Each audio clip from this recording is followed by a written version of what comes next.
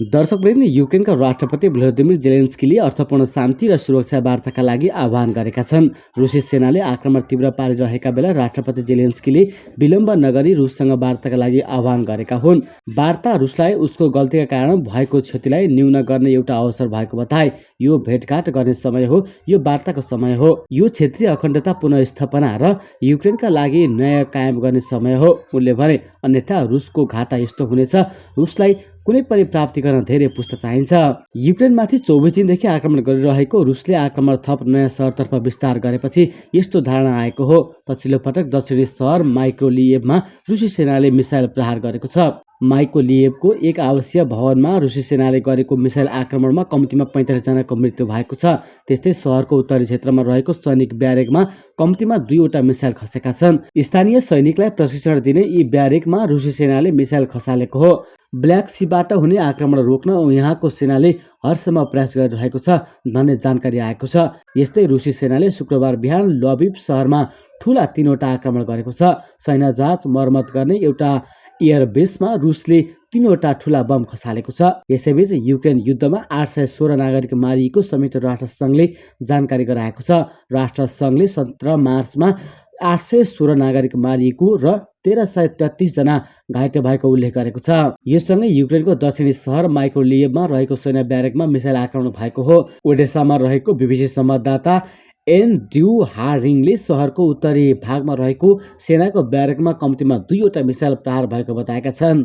संवाददाताका अनुसार यी ब्यारेकहरूमा स्थानीय सैनिकहरूलाई तालिम दिँदै आएको थियो।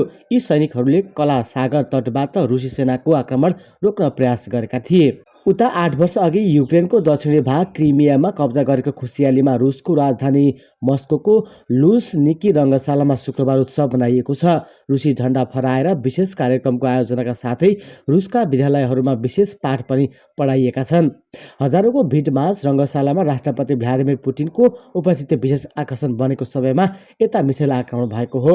सरकारी अधिकारीहरूले आफूहरूलाई रङ्गशालामा उपस्थित हुन सूचना जारी गरेको बताएका छन्। विद्यालयहरूमा शिक्षकहरूले विभिन्न पाठ पढाउँदै क्रिमियन स्प्रिङ मनाएका थिए। अहिले पनि युक्रेनको दक्षिणी तटीय भागका सहरहरू कब्जा गर्न रुसी फौजले क्रिमियामा आफ्ना अखडाहरू सञ्चालनमा राखेका छन्। मातृभूमिप्रतिको प्रेम र सम्मान जनाउन राष्ट्रपति पुटिनले प्रत्येक वर्ष क्रिमियामाथिको विजय वर्षगाँठ मनाउने गरेका छन्। सरकारी अधिकारीहरूले रङ्गशालामा करिब 2 लाख मानिस जम्मा भएको दावी गरेका छन्। रङ्गशालाको दर्शक क्षमता 81,000 मात्र भए पनि रङ्गशाला बाहिर पनि ठूलो भिड लागेको थियो। पुटिनले भिडलाई सम्बोधन गर्दै भनेका थिए, अब के गर्ने भन्ने बारे हामीलाई थाहा छ, पक्कै पनि हामीले बनाएका सबै योजना कार्यान्वयन गर्नेछौँ। तर सरकारी टेलिभिजनमा भने रुसले यस्तो भन्दै गरेको दृश्य अचानक रोकेर लोकप्रिय गायक ओलेग गाजमानोभले अघि बढ रुस भनेको दृश्य प्रसारित गरेको थियो। यसअघि घटनालाई क्रेमलिनले प्राविधिक त्रुटि भएको बताएको थियो। कार्यक्रमलाई मस्कोका मेयर सर्गेई सोब्यानिन, वरिष्ठ पत्रकार मार्गारिता सिन्यान र विदेश मन्त्रालयका मामिला प्रवक्ता मारिया जाखारोभाले पनि सम्बोधन गरेका थिए। यता अमेरिकाले चीनलाई आक्रमण गर्ने चेतावनी दिएको छ। अमेरिकाका परराष्ट्र मन्त्री एन्टोनी जे ब्लिङ्केनले युक्रेन युद्धमा रुसलाई चीनले सैन्य सहायता उपलब्ध गराएमा चीनलाई सजाय दिने चेतावनी दिएका हुन्। युक्रेन प्रयोग गर्नका लागि रुसलाई सैन्य उपकरण उपलब्ध गराउने विषयमा उनीहरूले सोचिरहेकोबाट हामी चिन्तित छौँ, ब्लिङ्केनले बताए। राष्ट्रपति बाइडेनले शुक्रबार राष्ट्रपति शीसँग कुरा गर्दै हुनुहुन्छ। त्यसमा उहाँले रुसको आक्रामकतालाई सहयोग पुग्ने कुनै काम चीनले गरेमा त्यसको मूल्य चुकाउन तयार हुनुपर्ने बताउनेछ। रुससँग चीनको निकट सम्बन्ध रहेकाले राष्ट्रपति भ्लादिमिर पुटिनलाई युद्ध अन्त्य गर्नका लागि फकाउन चीनको विशेष दायित्व रहेको पनि ब्लिङ्केनले बताएका छन्। तर यस आक्रामकतालाई निन्दा गर्न नमानेर चीन विपरीत दिशातर्फ बढिरहेको छ अनि आफूलाई तटस्थकर्ताका रूपमा प्रस्तुत गर्न खोजिरहेको छ, ब्लिङ्केनले बताए। अमेरिका र चीनका राष्ट्रपतिहरू बीच शुक्रबार फोनमा वार्ता हुने व्हाइट हाउसले बिहिबार घोषणा गरेको थियो। अमेरिका र चीनका राष्ट्रपति बीच शुक्रबार फोनमा वार्ता हुने बताइएको छ। उनीहरूबीच अन्य विषयका अलावा युक्रेन युद्ध र अमेरिका तथा चीन बीचको प्रतिस्पर्धामा चर्चा हुने बताइएको छ। उता पूर्वी चीन सागरमा अमेरिका र चीन बीच तनाव बढ्न थालेको छ। चिनिया सैन्य स्रोतका अनुसार अत्याधुनिक चिनिया र अमेरिकी लडाकु विमान धेरै पटक पूर्वी चीन सागरमा आमने सामने भएका छन्। साउथ चाइना मर्निङ पोस्टका अनुसार यसले पछिल्लो समय अमेरिका र चीन बीचको तनाव उत्कर्षमा पुगेको देखाएको छ। अमेरिकी हवाई सेनाका जनरलले यसअघि अमेरिकी लडाकु विमान F-35 कम्तीमा एकपटक चिनिया लडाकु विमान J-20 स्टिल्थको निकै नजिक आएको बताएका थिए। पूर्वी चीन सागरमा भएको यो जम्का भेटमा चिनिया विमानबाट अमेरिकी पक्ष प्रभावित भएको अमेरिकी अधिकारीले बताएका थिए। अमेरिकी पेसिफिक एयरफोर्सका कमान्डर केनेथ पिल्स वासले दुई मुलुकमा लडाकु विमान आमने सामने भएको मिति भने खुलाइएको छैन। यद्यपि स्रोतका अनुसार सन् 2020का अन्तिम 6 महिनामा धेरै पटक अमेरिकी र चिनिया लडाकु विमानहरू आमने सामने भएको उल्लेख गरेका छन्। अमेरिकी पूर्व राष्ट्रपति डोनाल्ड ट्रम्पको कार्यकालको अन्तिम समयमा यस किसिमका घटनाहरू धेरै देखिएको स्रोतको भनाइ छ। मंगलबार युट्युबमा राखिएको भिडियोमा अमेरिकी जनरल बिल्स वासले आमने सामने हुँदा अमेरिकी सैनिकले J-20 लडाकु विमानको क्षमताको आकलन गरेको उल्लेख गरेका छन्। कमान्ड र कन्ट्रोलको मामिलामा F-35 को तुलनामा J-20 राम्रो रहेको उनको भनाइ छ। बिल्स वासले चीनले के प्रयोजनका लागि उक्त विमान बनाएको थाहा नभए पनि यो विमान F-35 जस्तै रहेको र यसमा आकाशबाट जमिनमा प्रहार गर्न सक्ने क्षमता रहेको बिल्स बासले बताएका छन्। बिल्स बासले चीनको KJ-500 एयरबोर्नले समयमा नै चेतावनी दिने र लामो दूरीको प्रक्षेपणमा विमान कन्ट्रोलमा राख्ने गरेको पनि उल्लेख गरेका छन्। पछिल्लो समय अमेरिका र चीन बीच ताइवानको विषयमा बढेको तनावलाई लिएर चीन र अमेरिका बीच सैन्य टकराव उत्पन्न हुन सक्ने जानकारहरूले चिन्ता व्यक्त गरेका छन्। सन् 2020 को मार्च यता चीनले निरन्तर KJ-500 र J-20 निरन्तर पूर्वी चीन सागरमा गस्ती गर्दै आएका छ। विल्स बाजका अनुसार चिनिया लडाकु विमानले आकाशबाट KJ-500 को सहयोगमा मिसाइल पनि प्रहार गर्न सक्छ। चीनले सन् 2020बाट व्यावसायिक रूपमा J-20S विमानको उत्पादन सुरु गरेको हो।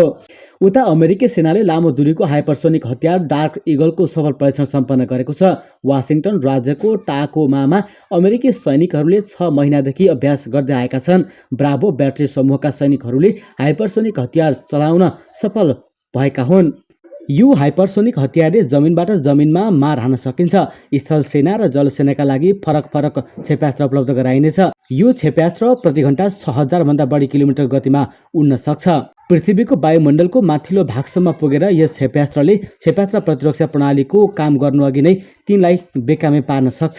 यस हतियारलाई अमेरिकी हतियार कम्पनी लकहिड मार्टिन र नेरथ्रोप गुरमानले बनाएका हुन्। डाइनेटिक्स नामक कम्पनीले हतियार सेनालाई उपलब्ध गराउने ठेक्का पाएको हो। यस क्षेपणास्त्रलाई प्रशान्त महासागरमा रहेको अमेरिकी टापु ग्याममा राखिनेछ। भविष्यमा चीनले ताइवानमाथि आक्रमण गरेमा चिनिया जनमुक्ति सेनालाई तार बनाएर यसले आक्रमण गर्न सक्छ। यसलाई ताइवान, जापान वा दक्षिण कोरियामा समेत राख्न सकिन्छ। यता अमेरिकी एयरफोर्सको एउटा कार्गो जहाज शुक्रबार काठमाडौँ आएर फर्किएको छ। त्रिभुवन अन्तर्राष्ट्रिय विमानस्थलमा जहाज आए लगतै सामाजिक सञ्जालमा तरङ्ग आएको छ। विभिन्न मान्छेले फोटा र भिडियो राखेर अमेरिकी जहाज किन आएको भन्दै चासो व्यक्त गरेका छन्। विमानस्थल स्रोतका अनुसार शुक्रबार काठमाडौँ आएको कार्गो जहाजले अमेरिकी दूतावास र कूटनीतिक निकायका सामग्री ल्याएको छ। आज आएको जहाजले सधैँझै कूटनीतिक निकाय र दूतावासका सामग्री लिएर आएको हो। विमानस्थल स्थित स्रोतले भनेको छ भने यो पहिलो पटक आएको होइन, यसअघि पनि कूटनीतिक नियोगका सामग्री लिएर आउने गरेको छ। विमानस्थलका अनुसार शुक्रबार बिहान 9:15 बजे काठमाडौँ आएको जहाज पाउने 12 बजे फर्किएको छ। अमेरिकी दूतावास र कूटनीतिक नियोगका सामग्री लिएर शुक्रबार बिहान आएको जहाज फर्किसकेको छ, स्रोतले जानकारी दिएको छ। उता रुस र युक्रेनको युद्ध चर्किरहेका बेला यो जहाज आउनुले के अर्थ राखेको पनि केही स्रोतले बताएका छन्। अङ्ग्रेजीमा सैन्य शब्द छ मर्सिनरी। यसको नेपाली भाव अर्थ हुन्छ भाडाका सिपाही हो। यस्तै सिपाहीलाई प्रयोग गर्नमा अहिले युक्रेन र रुस तातिएका छन्। यसलाई उनीहरूले भाडाका सिपाही नामाकरण गरेका छैनन्, उनीहरूले आफ्नो नाम दिएका छन्। युक्रेनले दिएको नाम छ international Legion of territorial defence of Ukraine. यसको नेपाली भाव अर्थ युक्रेनको भूगोल रक्षा गर्ने अन्तर्राष्ट्रिय सेना भन्ने हुन्छ।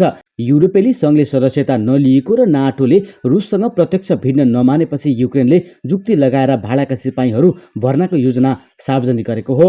भाडाका सिपाहीको मामिलामा रुस पनि अछुतो छैन। भाडाका सिपाहीलाई रुसले दिएको नाम हो स्वयंसेवक। युद्ध सुरु भएको 3 दिनमै युक्रेनले सिपाही मागेको थियो भने पुटिनले पनि सहयोग मागेका थिए। गत फागुन 12 फेब्रुअरी 24बाट रुसले युक्रेनमा सैन्य हस्तक्षेप सुरु गरेको थियो। 3 दिनपछि युक्रेनका राष्ट्रपतिले युक्रेनको पक्षमा युद्ध लड्न अन्तर्राष्ट्रिय लडाकुलाई आह्वान गरे। कुनै देश स्तरको सम्झौता नभएर व्यक्तिगत रूपमा युक्रेनको पक्षमा आएर लड्न युक्रेनी राष्ट्रपति भ्लोदिमिर जेलेन्स्कीले उक्त योजना सार्वजनिक गरेका थिए। फागुन 15 फेब्रुअरी 27मा विदेशी लडाकुलाई युक्रेनी रक्षामा लगाउने योजना जेलेन्स्कीले सार्वजनिक गरेका थिए। रुसी समाचार एजेन्सी इन्टरफ्याक्सका अनुसार विदेशी लडाकुलाई युक्रेनको पक्षमा लड्न आग्रह गर्दै उनले भनेका थिए, हाम्रो देशलाई तपाईँको सहयोगको मुख्य प्रमाण यही हुनेछ। युक्रेनको पक्षमा लड्न आउने विदेशीलाई भिजा सहुलियतदेखि बेग्लै दस्ता तयार गर्ने राष्ट्रपतिको उद्घोष थियो।